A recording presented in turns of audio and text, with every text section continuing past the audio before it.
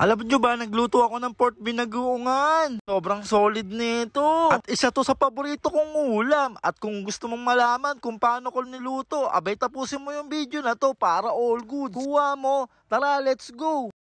Yon, kumusta kayo? Magandang araw sa ating lahat. Ngayong araw na to ay magluluto ako ng binagoongan. Kaya tara, samahan nyo ako. Let's go. At eto naman yung mga sangkap na gagamitin natin. Yan, may kamatis tayo dyan. May 2 kutsarang asukal na pula din tayo. Kahit anong kulay pwede. Yan, may bagoong alamang din tayo. Siyempre, ang di mawawala ang magkapatid, bawang at sibuyas. Gamit din tayo ng magic sarap. At yan, meron din tayong talong. Dinamihan ko yung talong para mas masustansya. Tapos may baboy din tayo. Ang una kong gagawin nagpainit lang ako ng kawali dito. Tapos naglagay na rin ako ng mantika.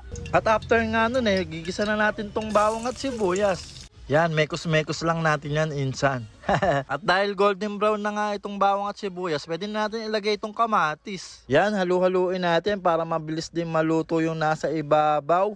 At yan, dahil nga medyo luto na yung ating kamatis, pwede na natin ilagay itong baboy. Siyempre, siguraduhin mo nakapaghugas ka ng kamay bago ka humawak sa baboy. At yan, nalagay na nga natin yung baboy, kaya halu-haluin ko muna to. At yan, habang ginigisa natin yung baboy maglalagay na tayo ng tubig para mas mabilis lumambot yung baboy. Bali yung nilagay kong tubig 1 basong tubig lang, pero depende po sa inyo kung gaano kadami lulutuin yung baboy. At habang nga nagpapalambot tayo maglalagay na rin ako dito ng bagoong. Yan, goods na muna yung ganyang kadami, dagdag na lang tayo mamaya.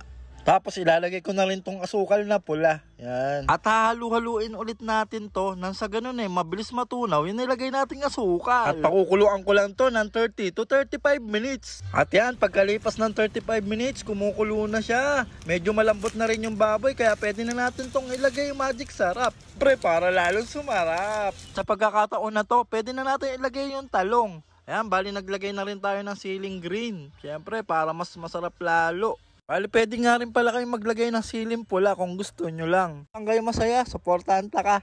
Prado ko, mapaparami na naman kain ko dito. Isa nga to sa paborito kong ulam. Kasi yung mga ulam na kahit araw-arawin, abay, hindi nakakasawa.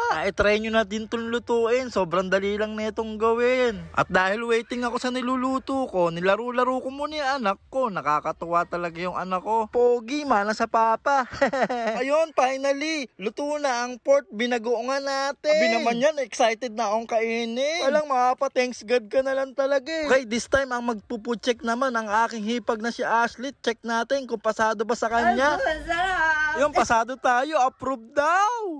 So ayun, siguro dito ko na rin tatapusin yung video ko. Maraming salamat sa panonood. Kasama ko yung anak ko, si Baby Yuri. At sana may natutunan kayo sa simpleng pagluluto natin. Paki-comment naman po kung tiga saan kayo para alam ko po kung saan nakakarating yung video na to. Maraming salamat. Hanggang sa muli, Aki Kabuhat. Peace out. All good, gang gang. Sheesh. See you sa next vlog. Babuch.